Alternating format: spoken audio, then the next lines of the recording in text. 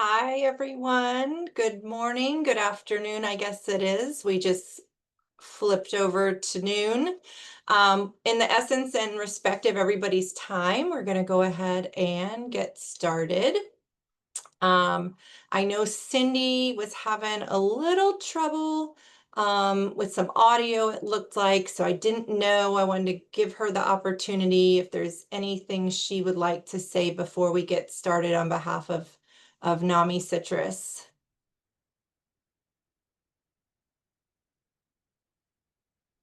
And she may still be having a little technical difficulties. That's okay. Um, so Cindy, if you need to butt in and you have something you want to cover, you just go ahead and do it and let me know. I have placed everybody on mute just to kind of cut down on background noise. Sometimes we forget or a dog starts barking. I will let you guys know that I obviously work for the fire department and I am in a location that there is a really fun doorbell and it will ring very, very loud. So if that happens, I apologize. I know some other groups have said they can't even hear it when it happens. So my microphone usually sorts it out. But just in case you hear a buzzer sound, I just have to wait for it to stop. I don't have any control over it. And we are a working fire department and it has to go on to keep you all safe and sound. Oh, there's Cindy. Anything you need to say before we start, Cindy?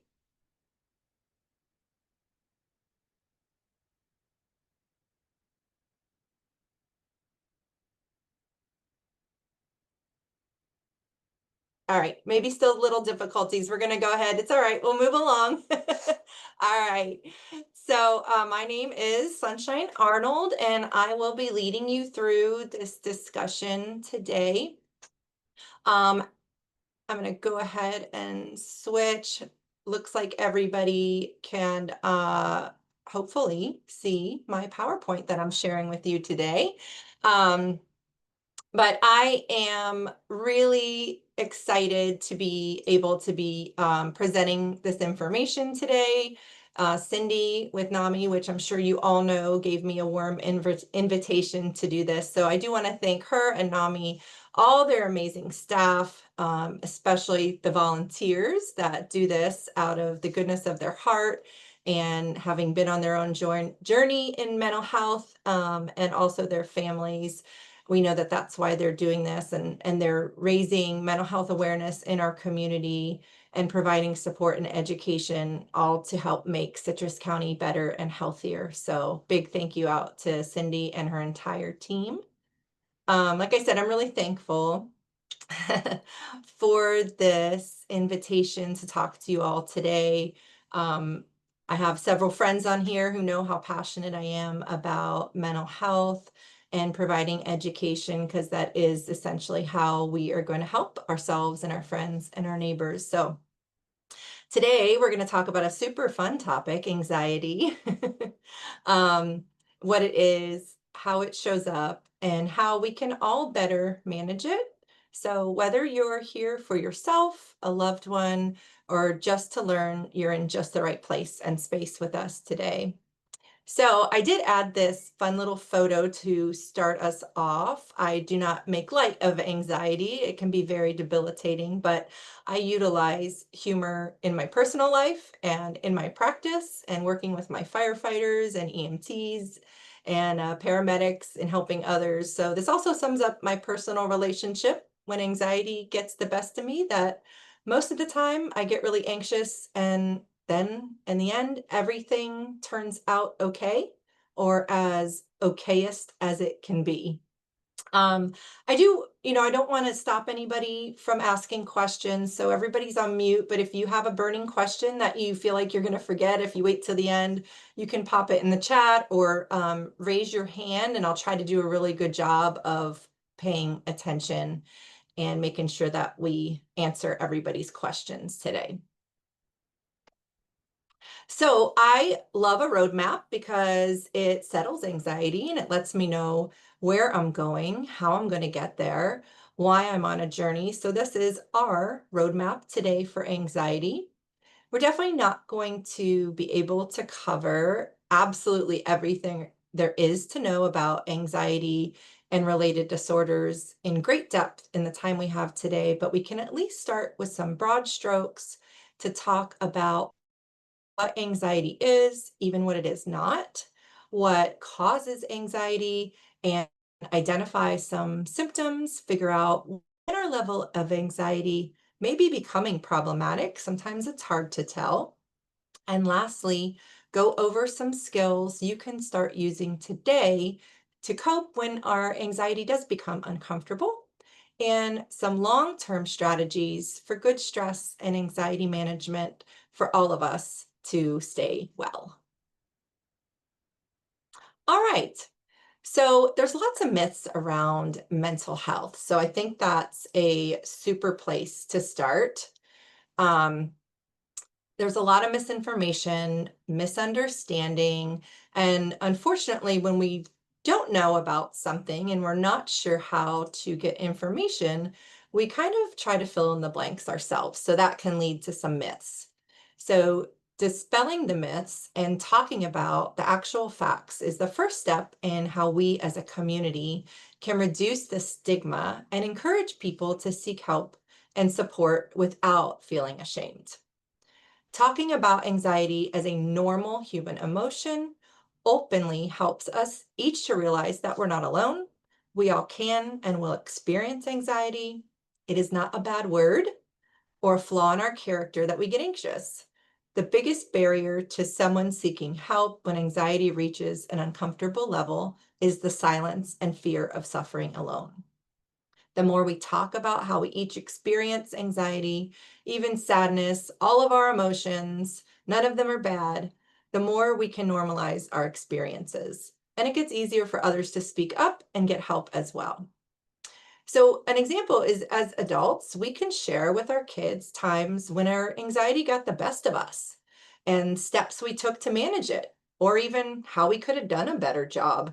Now that we look back at a situation, maybe we've even gained some more knowledge, a new skill to better cope with anxiety. So, our first myth that you see here is that anxiety disorders are really rare or that they're a showing of weakness. The fact is, anxiety disorders are actually very treatable and some of the most common that we see as therapists and mental health clinicians. Over a third of us will experience some level of overwhelming anxiety in our lifetime. The next myth, and I think probably the worst thing to say to someone experiencing some anxiety, is that they should just calm down. They're just being dramatic. And that can be really unhelpful and pretty hurtful. And it can cause someone to become more anxious or shut them down from sharing with you or anybody else in the future. The next myth is that the only way to manage anxiety is with a pill. I know many people don't want to take another medication. So many people don't seek help for anxiety because they think that medication is the absolute and only true solution. We actually have many more options available for the treatment of anxiety, and medication is just one of those tools.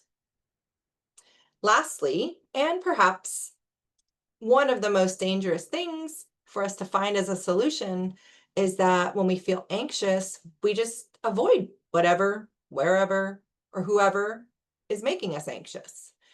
The truth is, stress is part of our life, and we can't avoid every challenging situation or person we come across. When we isolate and avoid going places or seeing people because of anxiety, it's actually going to make anxiety even worse. All right. So, what is anxiety? So, it's a normal reaction to stress, and at mild levels, it can actually be beneficial because it motivates us to do things. It alerts us to danger and helps us prepare and pay attention. If any of you are unfamiliar with my little friend here, you haven't enjoyed the Inside Out movies, but if you have, you'll recognize this gal from the second movie, and she's the character representation of anxiety in the main character Riley's mind. Anxiety is constantly worried and focused on the future and what ifs and what's going to happen. And she's constantly generating worst case scenario projections in Riley's mind.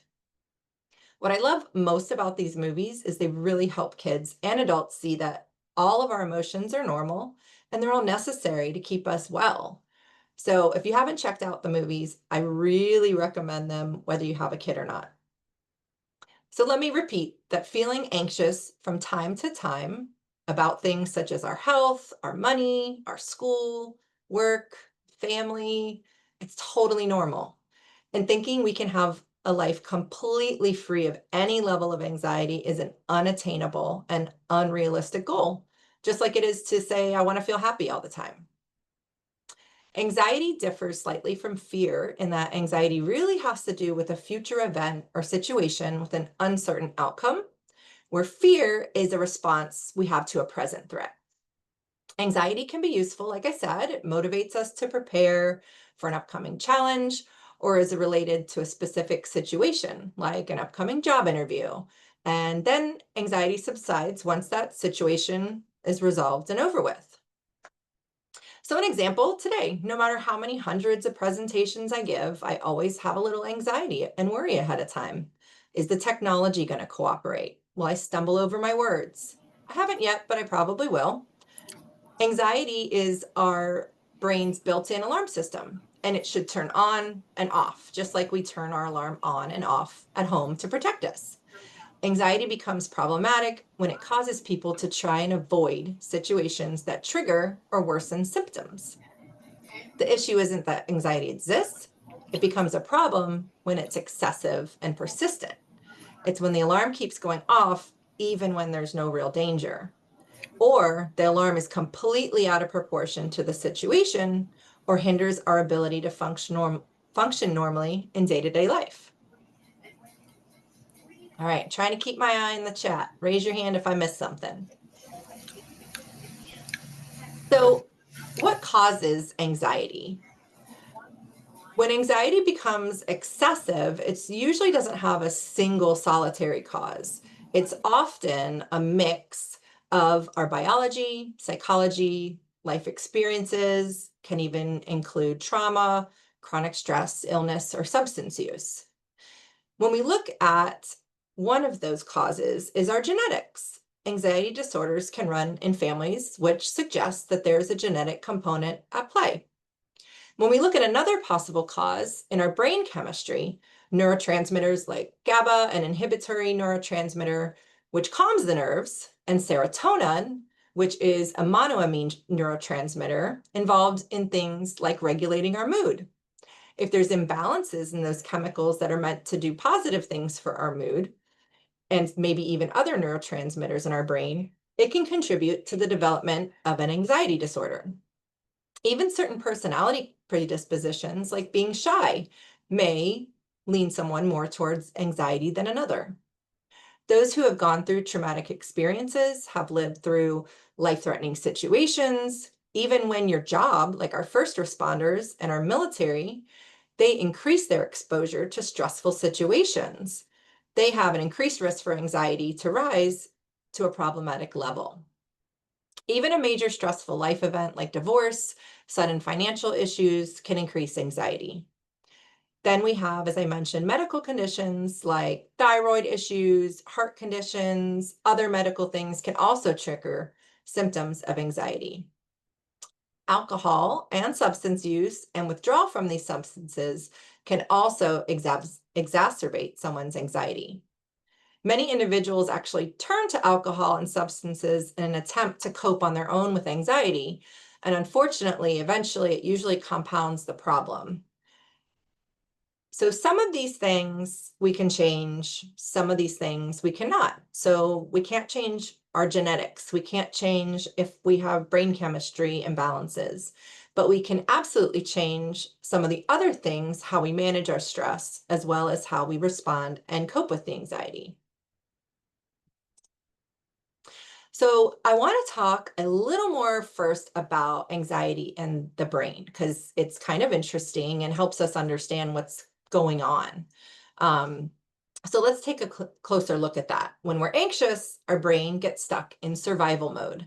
Think of it like I said, the smoke detector, the alarm going off every time you toast bread, but there's no fire, there's no smoke. Eventually, you even stop trusting your own reactions because they're an overreaction.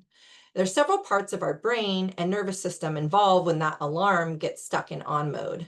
So your amygdala, it's a small structure in your brain, regulates emotions like fear and aggression.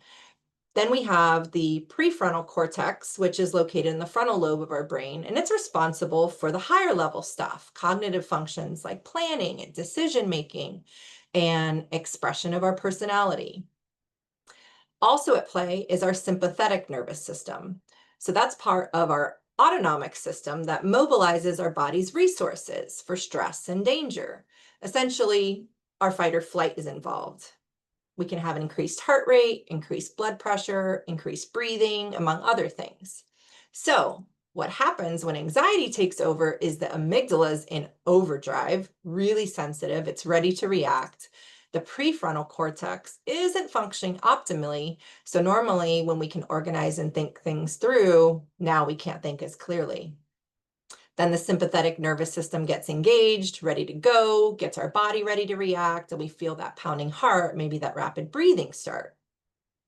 So I think that's really important to understand because a lot of people, of course, feel out of control, especially having a panic attack. So it helps kind of knowing what processes are happening in our body before we can even try to figure out how to manage them.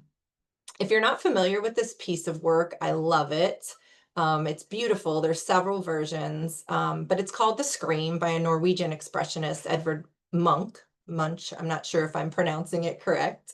But this is the pastel version and my favorite from the artist and he actually hand painted a poem on this one. And it detailed what inspired him for this work. And it described him as trembling with anxiety in the poem he wrote on it.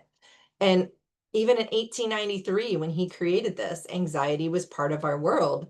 And if you look at this, looks pretty scary and debilitating, even for this artist. So today we likely have called the experience that not only he painted, but he described in the poem as having a panic attack.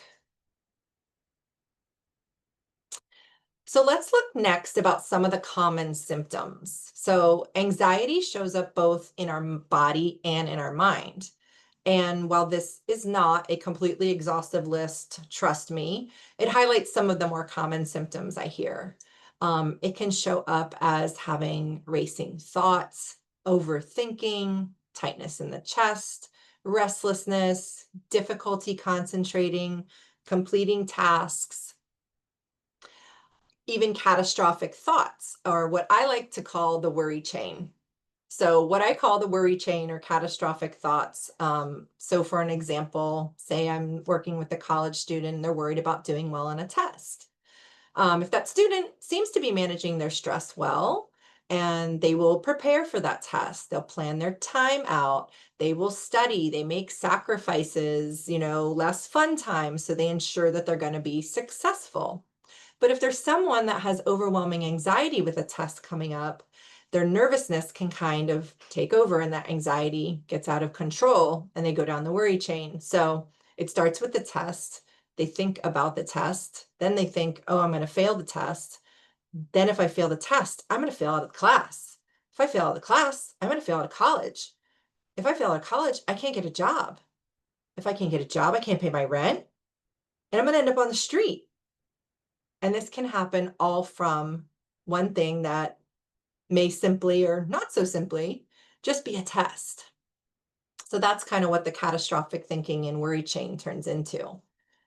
Some of the physical symptoms that we'll look at in the left-hand column also can even mimic medical conditions like a racing heart, sweating when you're not exerting energy, extreme fatigue, even insomnia, difficulty sleeping. So these are why a lot of people actually end up in the emergency room, especially during a panic attack, because they think a more serious physical medical condition is happening. I know for me, from my own experiences, when my anxiety is getting to a rising level, I can feel it in my chest. I feel like I have an elephant standing on my chest. Something is physically on me, and I can't catch my breath the right way. So maybe we're experiencing some of the symptoms we just talked about. How do we know when it might be time to seek out support? If anxiety is running the show and limiting your daily life, it's time to take action. The earlier you intervene, the better the outcome. So, some pretty clear signs that anxiety may be negatively impacting you is it's interfering with your attendance or performance at school or work or other commitment. Maybe your relationships are starting to be affected. You're avoiding places, you're avoiding people, you're avoiding situations because they increase your anxiety. You may even be avoiding things you used to enjoy and have fun doing. Or you're even struggling to find joy in places you found it before in the little things. It can feel like you've really nearly constant feeling of being on edge or being afraid. Maybe you're getting more irritated easily. Little things, little comments that normally would never have bothered you. These are all signs that the level of the anxiety you're experiencing might be rising to an unhealthy level. And if you're at this point, I want you to know that there is help and you're definitely not the only one that feels this way. So, we're going to look at first, before we get into some of our coping skills and healthy living strategies, what are even anxiety disorders and what's the differences. So, you're not going to walk away from this with all the knowledge of every single criteria that we use in the DSM. That'd be overwhelming, but just kind of give you a general idea of the differences in the anxiety disorders. And there's several types. So the key is that they interfere with daily functioning and they're not a temporary response to stress. So it's not that the alarm goes off, you get through the situation, and you're back to regular. It's sticking around and the alarm is staying on. So the most important reason we have a diagnosis is so that we can name what's going on, because it's hard to solve a problem until you know what it is. That's how I explain it to my patients and clients, because our culture is really resistant to having any type of label, because then it feels like something is wrong with us. But for mental health clinicians, the reason we need to name a disorder is not because something's wrong with you, but so that we can help you understand what's going on and we can come up with solutions and ways to deal with the issue. So, what differentiates the anxiety disorders you see here is determining what the individual has excessive worry about. What situations, what things are they avoiding, and whether or not that is in response to a psychosocial stressor is also really important. So, the first one we're going to look at is generalized anxiety disorder. It's characterized by excessive anxiety and worry about a pretty big variety of things and lasts for at least 6 months. So, kind of everything in life feels really hard. Panic disorder is characterized by recurrent unexpected panic attacks. We talked about some of those sometimes lead us to our doctor to make sure there's not something physically going on with us. A lot of people describe it like feeling like they're having a heart attack. And then after they have these attacks, there's at least a month or more of worry or change in their behavior related specifically back to the panic attack. Social anxiety disorder is characterized by a marked fear and anxiety about social situations, being around other people, having to talk, having to engage. Um, and the individual's really worried about being exposed to possible scrutiny by other individuals. Agoraphobia is characterized by the fear or avoidance of multiple situations due to thoughts that you can't get away, that it might be difficult, or you're not going to be able to find help in case panic sets in.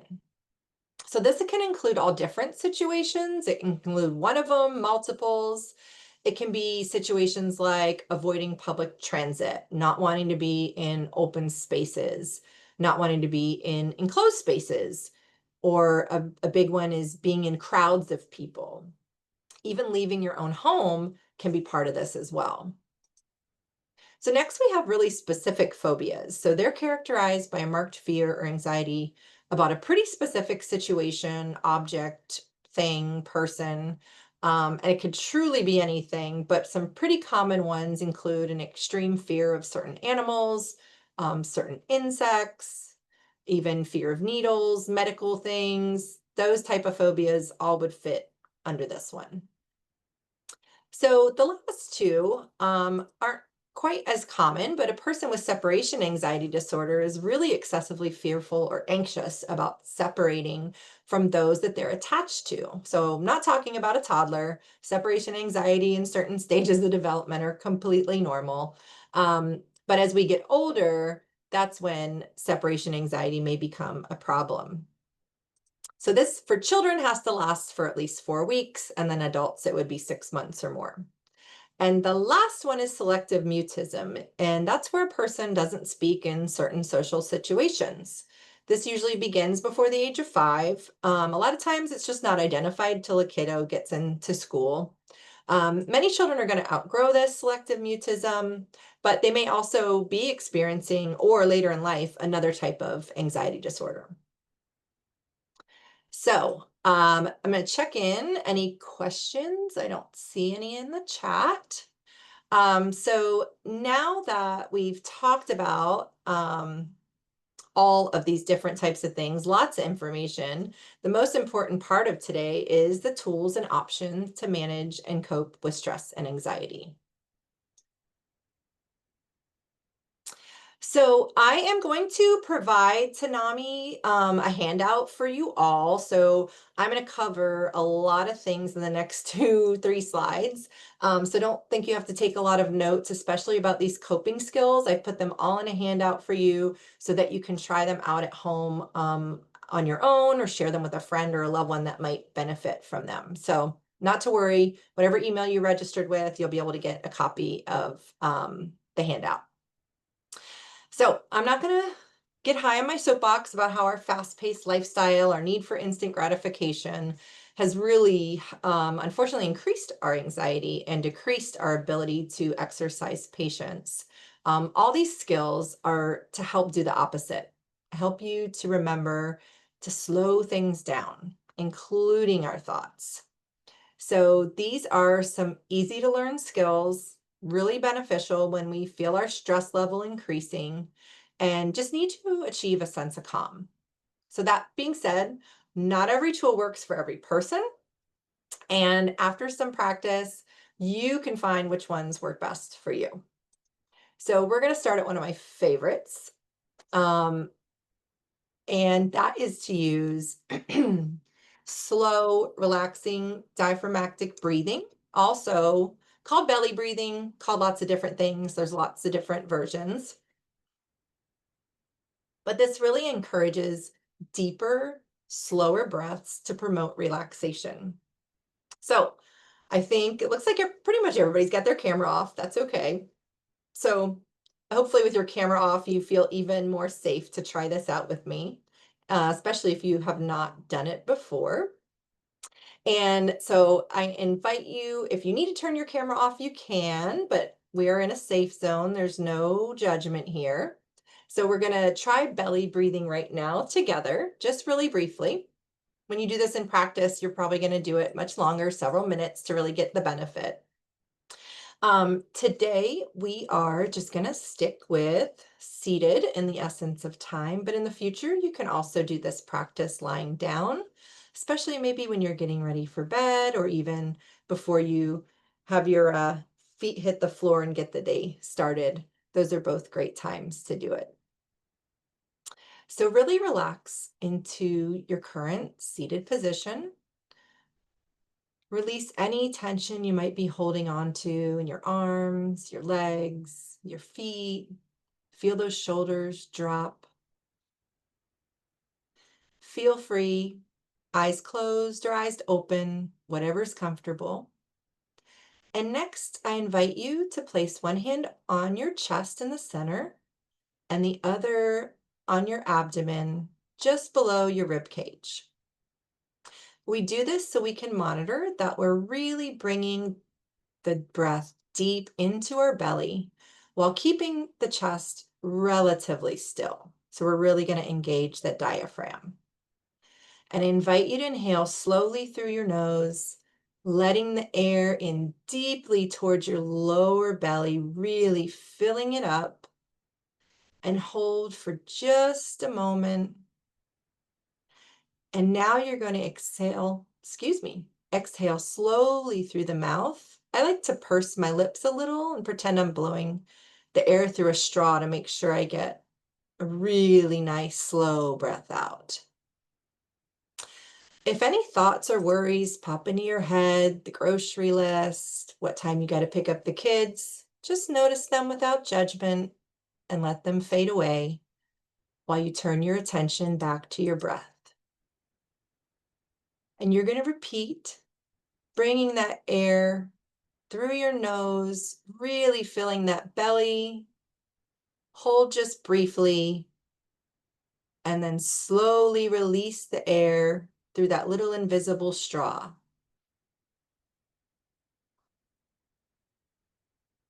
One more time. Draw the air slowly in through the nose, filling that abdomen up. Hold that breath just briefly and slowly out through your lips. And when you're ready, let's return back here together. Open your eyes or keep them closed, just stay awake. Feel free to share in the chat how that made you feel.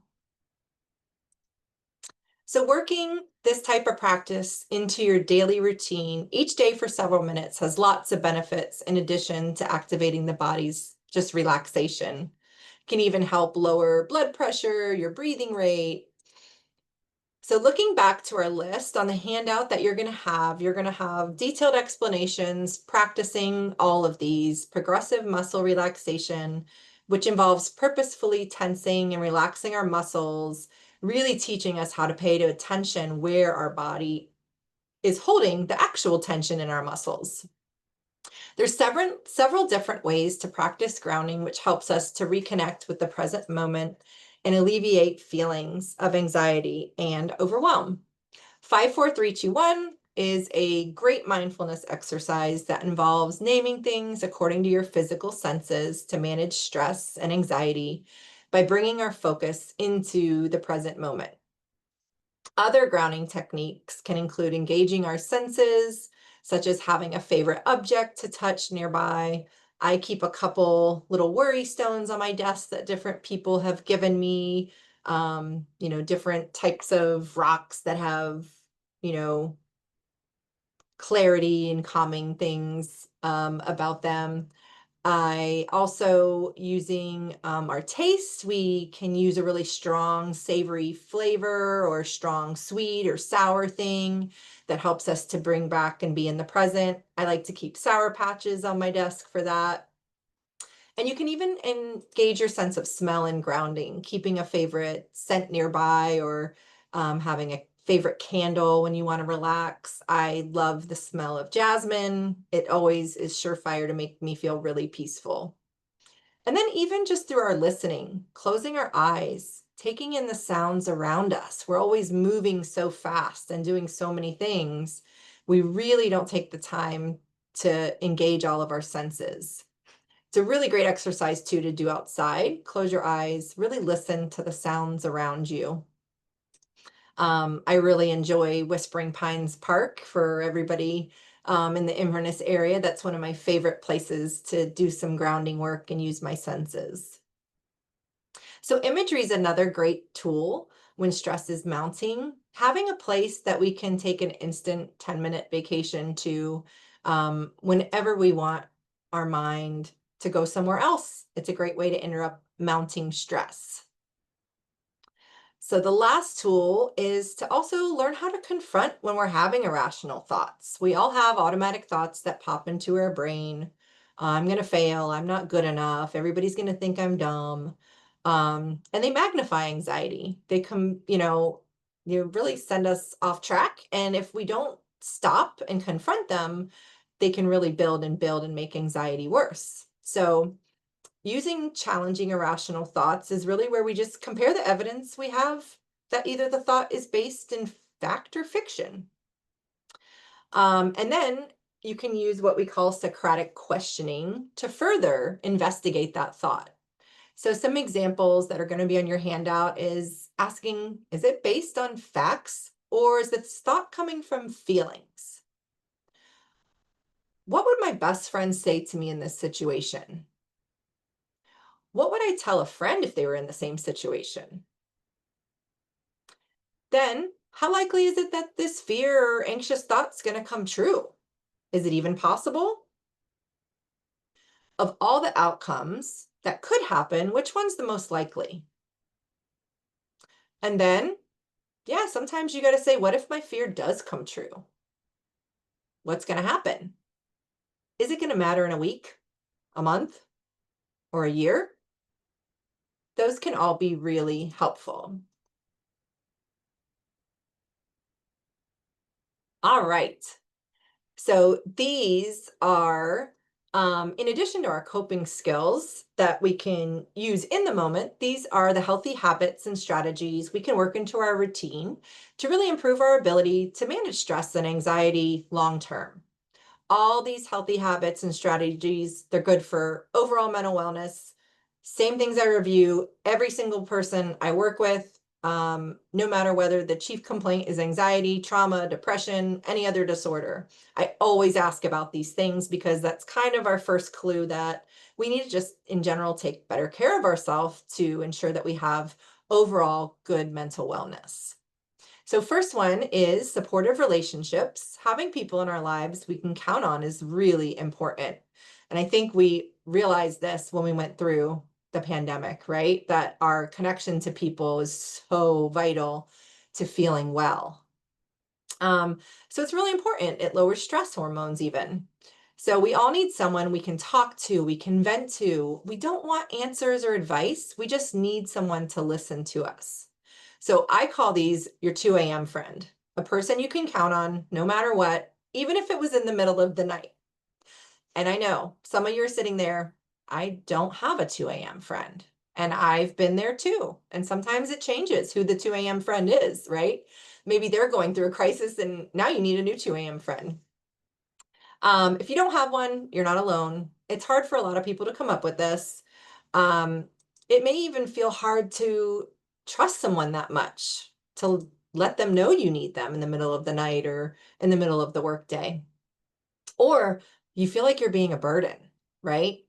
But if we all need a 2 a.m. friend, we all know we can also be the 2 a.m. friend. So if you don't have one yet, a therapist is a great way to come up with a 2 a.m. friend, kind of a substitute. Please don't call your therapist at 2 a.m. That is not what I'm saying. Many of us may not answer the phone, but they can help you identify who those people are in your life. Sometimes they're there and you just don't know who they are yet. So next is really good quality sleep. I will be the first to say I have definitely slacked on this most of my life. I've tried to get along with 4 to 5 hours, and at the mature age I am, I realize I can't do that anymore. So I'm really, the last couple of years, prioritizing quality sleep. It is the most underrated hero of mental wellness. There's even research showing us it's more important than working out. We're learning more and more every day about how important it is for our body and our mind. It's foundational for our bodily functions. Consistently getting enough sleep is really, really essential for good mental well being. So, some quick sleep hygiene tips. You can find lots more, but consistently getting 7 to 9 hours as an adult. Waking and sleeping at the same time every day, even on the weekends, is really the best thing to do. Limiting screen time, limiting TV, video games, our phones, especially that hour before bed. Get off of anything emitting those lights. They really like to get our brains going and make it harder to sleep. Of course, a balanced and healthy diet, lots of fruits and vegetables, whole grains, those things help to ensure that we get adequate vitamins and minerals. And also, water is a big one. Might seem silly, but yes, as a therapist, I ask people how much water they drink on their first visit. Sometimes some of these really basic things can make us feel so much better. So, physical activity is still essential. It helps provide a regular release for that tension that builds up. I'm not saying you got to hit the gym, hit the free weights, start doing competitions. This can be walking, gardening, yoga, Pilates, dancing. I love going on YouTube and finding dances to learn.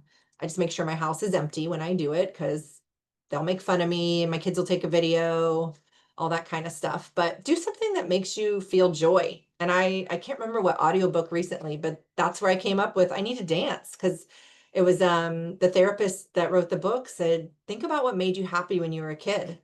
And for me, that was dancing. So I just started dancing again in my house. All right, so anything that gets your body moving is going to help release that trigger of endorphins, which are our body's natural mood booster, aids in stress reduction, as well as anxiety. Spending time outside in nature, soaking in some rays, as long as you got your sunblock on, also helps us boosting our serotonin, which is a neurotransmitter that helps with those feelings of happiness and well-being. Being outside in natural sunlight helps to regulate our body's natural sleep wake cycle, our circadian rhythm, and it's really crucial to help with that restful overnight sleep and our overall mood. So, a lot of these kind of play on each other. So, if you make little improvements in each area, it can have a huge benefit overall. So, mindfulness or practice of being aware and in the present moment without judgment also helps to lower stress. Our lives and the way our culture demands so much of us really has created the need for us to slow down and really just be in a moment. So, along with the ideas in the handout you'll get from me through NAMI, there's tons of resources free online, practicing mindfulness in your daily life. Just make sure they're reputable from an educational institution or a licensed mental health clinician of some sort. TikTok's got all kinds of good information and sometimes not the best information. Another one, practicing gratitude is even easier than mindfulness. It's simply being thankful and making that part of your daily life. Every day, just look for things to be thankful for. It could be as simple as telling someone thank you for anything you appreciate about them. Thanks for always being to work on time. Writing a handwritten note to a workmate or a friend. I love handwritten notes. I challenge myself every day, try to find 3 things to be grateful for. And most of them have I try to make them not to do about money or finance or things like that. So sometimes I'm thankful I have air conditioning, I have food, I have a bed to sleep in. Other days, I'm thankful to just be home and then be with my family, be with my kids. Some days, I'm thankful I made it through the day. So practicing gratitude helps us to find things to be grateful for every day because let's face it, sometimes the world, the news, social media seems to remind us that there's lots of bad stuff. So when we practice gratitude on the good days, it makes it finding gratitude easier when things get really, really challenging. Engaging in social activities, especially as we get older, and even enter retirement, like going to community events, spending time with friends, continuing, our learning journey throughout the lifetime, volunteering, they're all great ways to combat loneliness and nurture that social connection we all need outside of our house. Next, nobody likes hearing this, but limiting screen social media time is getting more and more important now that we've had it around for a while and there's some research. We kind of understand how it's contributing, sometimes negatively, to our wellness. So everything in moderation. If you feel your mood changing after viewing social media, feeling like you're not good enough, feeling jealous of your friends, angry, consider taking a break or set a timer so you don't go down that rabbit hole of reels and videos. If you find someone or a page you follow is irritating you, click unfollow. If it doesn't make you happy, don't do it. Lastly, spoiler alert, alcohol, caffeine, nicotine, and yes, other substances purported to help with anxiety can actually do the opposite. Alcohol consumption, especially to excess, can worsen symptoms of depression and anxiety. It's also linked with an increased risk of suicide attempts. It can interfere with sleep. Nicotine, although it provides what feels like a temporary sense of calm or focus when we engage in it, it's highly addictive and can worsen anxiety in the long run. Caffeine also in excess can trigger or worsen anxiety symptoms, especially in people that have anxiety disorders. Caffeine can also disrupt sleep, which could also lead to other mood disturbances. While some individuals report that they feel experiencing anxiety relief from marijuana use, particularly CBD, the effects are complex and vary widely. And some actually experience increased anxiety and panic. THC, a component of marijuana, can also induce anxiety when it's taken at higher doses. So remember, no matter what you read in the news, sometimes even challenge it. The research on marijuana for anxiety is still ongoing, and it's just not a universally effective or recommended treatment at this point. All right, I think I see some things in the chat. See. Okay, Mona, we are getting to those medications in just a couple slides. So I will answer that one soon. All right, so first option, if you're looking for more support, is look for a therapist that uses evidence-based therapy. So there are lots of different effective treatments for anxiety that you can engage in with the support and guidance of your mental health clinician. There's lots of different modalities. They're definitely not all listed here. So I'm just going to go through some of the ones that are kind of the go-tos with the most evidence behind them today. And I see my time. I'm trying to hurry. I always run over time. So the first is cognitive behavioral therapy. It is highly effective, short term, and it focuses on identifying and changing our negative thought patterns and behaviors. It teaches really specific skills to manage anxiety. It includes other techniques like exposure therapy, where individuals confront anxiety-provoking situations, and it helps to build confidence. Acceptance and commitment therapy is another great option. It helps individuals accept the difficult thoughts and feelings we have without judgment instead of trying to avoid them or control them or change them. It focuses on clarifying our personal values and making sure that we take actions that are aligned with our values. Sometimes we realize the anxiety is coming because something we have to do or need to do or feel we need to do in life is not in line with how we really feel deep down inside. It's really helpful for social anxiety, workplace anxiety, even anxiety related to some other disorders like OCD. So there are mindfulness-based therapies like mindfulness-based stress reduction, mindfulness-based CBT, teaches us to focus on the present moment, observe thoughts and emotions without judgment.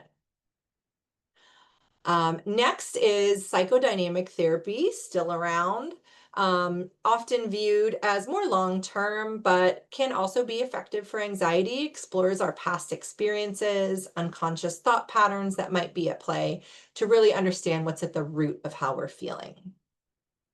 So mentioned exposure therapy about CBT, so gradually exposing you to the thing that is producing anxiety, especially great treatment for very specific phobias. It helps to desensitize the feared stimuli and reduce the anxiety response we are experiencing. So it's really cool. It can be done in person.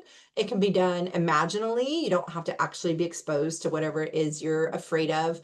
And now we can actually use virtual reality technology as well to simulate the stimuli. So some other great therapy options, dialectical behavior therapy, commonly called DBT, really focuses on regulating emotions, tolerating distress, building our interpersonal skills. And this can be really useful for lots of conditions and co-occurring disorders as well. EMDR is a really specialized therapy, uses guided eye movements or other bilateral stimulation to help us process. First, it was really used for processing traumatic memories, but we know that EMDR now works with a variety of disorders, including anxiety, can be really effective. Interpersonal therapy focuses on really improving those relationships, communication skills, and then, lots of other relaxation techniques.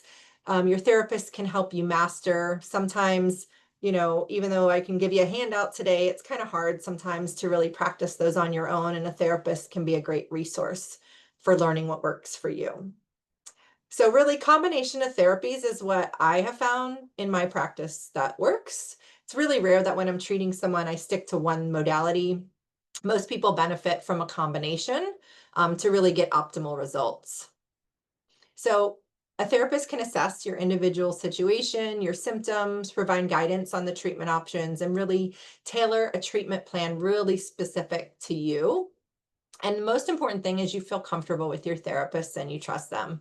One of the first things I tell people on the first visit is give me 4 visits. After 4 visits, if you don't love coming here because it's helping you, sometimes it's hard work and we're going to cry and get angry and mad. But if you're not moving forward, if you don't feel safe with me, then we need to find you another therapist. Doesn't ever hurt my feelings. Not everybody clicks with the first therapist, so it might take you a couple tries to find the right person. Don't give up. So lastly, Mona asked about medication. So full disclosure, this is not the area of the presentation that is my expertise or education and professional training. I am not a psychiatrist or prescriber. I'm a psychotherapist. But I do keep myself up to date with different medication options so that it's something the client and I can talk about and really explore. And I like to understand different side effects and interactions so that I can help educate my clients. Um, but also remember too, medication helps us control symptoms we're experiencing, and it doesn't necessarily get to the root cause. So even if medication maybe is your first go-to to really get some short-term relief, psychotherapy paired with your medication could be a really great combo for you. So it's best to utilize the expertise of a psychiatrist. If you're going to look at the pharmaceutical options, they really specialize in these medications. And if there's something wrong with our heart, we go to a cardiologist. If there's something wrong with our knee, we go to an orthopedic doctor. So I really encourage you see a psychiatrist to really manage mental health medication. So we'll go through these briefly. So we have what are called SSRIs, selective serotonin reuptake inhibitors. These are antidepressants that can be prescribed for anxiety disorders because they increase serotonin levels in the brain. So the stuff that makes us feel good. Those are like Lexapro, Paxil, Zoloft, Lustrol. SNRIs, serotonin norepinephrine, reuptake inhibitors affect both serotonin and norepinephrine levels. So those are like duloxetine, venlafaxine. Then we have benzodiazepines. They are really most effective short term. So those are Klonopin, Xanax, Ativan. I think I got everything. Generally, they really should not be used long term due to the risk of dependence. So they're kind of get you through a period and then hopefully get you either off of them and onto something else or engaged in therapy. So other medications, one of them is Buspar. It's another medication that I believe generally prescribed for like general anxiety disorder. So this is not an exhaustive list. Again, I am not a psychiatrist. These may not be all the medications. You could be prescribed something else. So could your family member. So just because it's not on this list doesn't mean it's good, bad, or indifferent. Definitely consult with your psychiatrist. All right, I always talk too long. I'm sorry.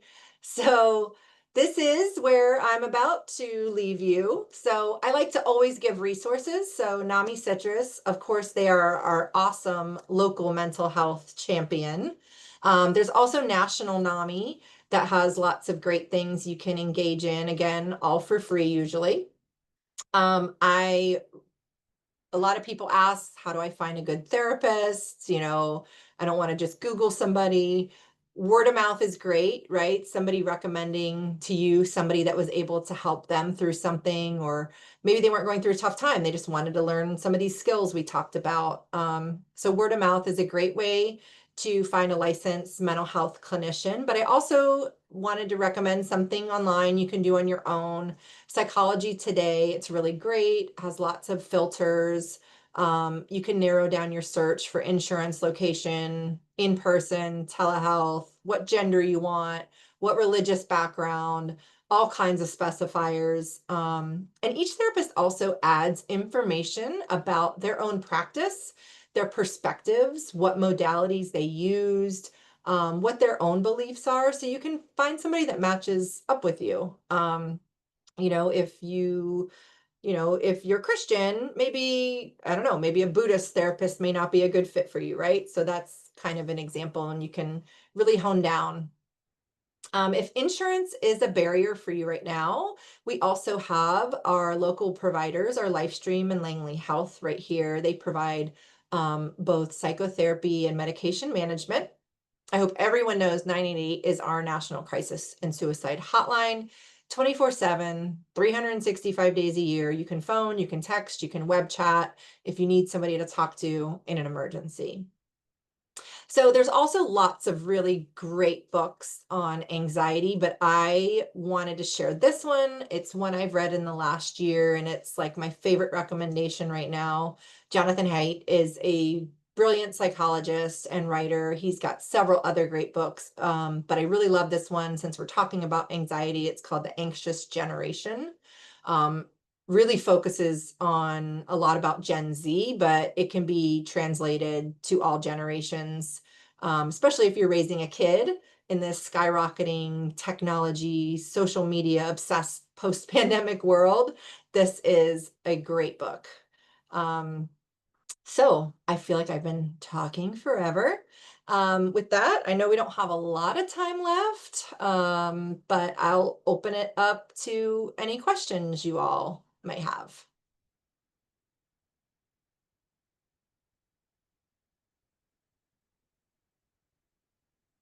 Sunshine, are you able to hear me?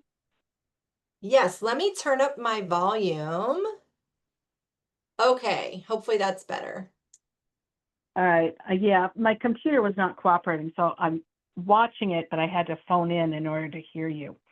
So, just Oh, on behalf of NAMI and myself, I want to thank you tremendously for doing this. And I really encourage anybody, if you have any questions, even if you're not comfortable putting them here or speaking them, go ahead and contact Sunshine, contact NAMI.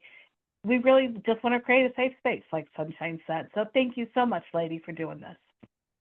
oh, you're welcome. And I just realized my video wasn't on the whole time. But sometimes I talk with my hands and I make a lot of facial expressions, so it could have been better for you all that you didn't see me. No, you were fine. You were fine. I think everybody enjoyed it, and it is recorded, so we can get it to you. And as Sunshine said, you'll get some handouts. So great presentation. I thought it was wonderful. Thank you. Awesome. Thank you all for our time is precious. So it makes me happy that you took some of your precious time today and spent some time learning today. All right, bye.